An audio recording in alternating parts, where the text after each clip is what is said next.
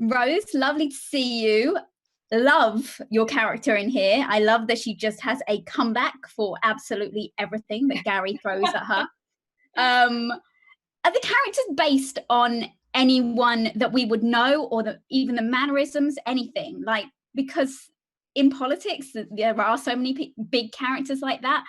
Were they based on anyone? An amalgamation, I think, of John's mad imagination and all of the people he's met over his decades of working in, political satire.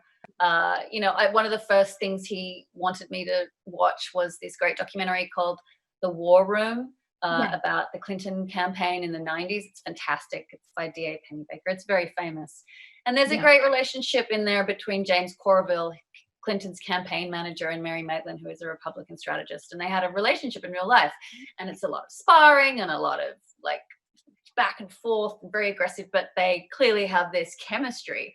So that was, I think, a big source of inspiration for him, was that dynamic. Why are you here? Because crushing the last piece of hope in your eyes really gets me off. It's good to see you. Yeah. You look fat. How much fun is it throwing insults at Steve with a straight face? I just didn't want to screw. I'm such a fan of his, and I've had a long-standing acting crush on Steve Carell, so I was very anxious to not screw it up. I was very nervous. Trying to sound like bored with it, how the pundits do. They just sound really bored and over it, and they just talk so fast and over each other. And I was just like, felt like I was above water going, so I sound like I don't know what I'm talking about. Just sound okay. You know what you were talking about most of the time? There's a lot of political jargon and all sorts going on. The jargon is really another language, and the speed of which they talk. That's the other thing. It's that American speed that it's like a train out of the station. It's just noise, hard and fast. I particularly loved that, like I said, that she has a comeback to everything. And the one thing that she said was that she said it and now it's the truth.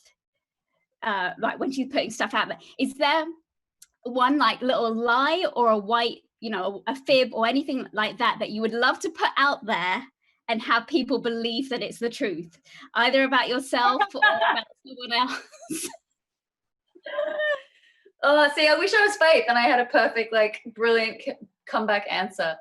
I don't know, but all day I'm dealing with a 2-year-old and a 4-year-old. So all day I'm just saying to them, if you do this, I will give you that in a week. But I'm constantly negotiating with these ideas. That's a whole wall of illusion with children, trying to get them to do what you need them to do.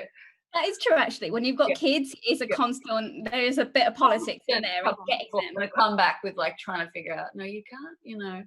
Yeah, no, I get that. And was it weird to see John go from, everyone knows him as the Daily Show host? Is it weird to see him go from host to director? No, it was not.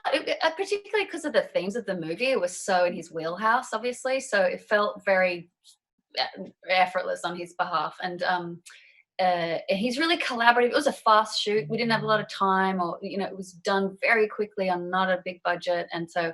It was diving in, and he was really collaborative, and he looked like he was just running on pure adrenaline and kind of excitement to do it.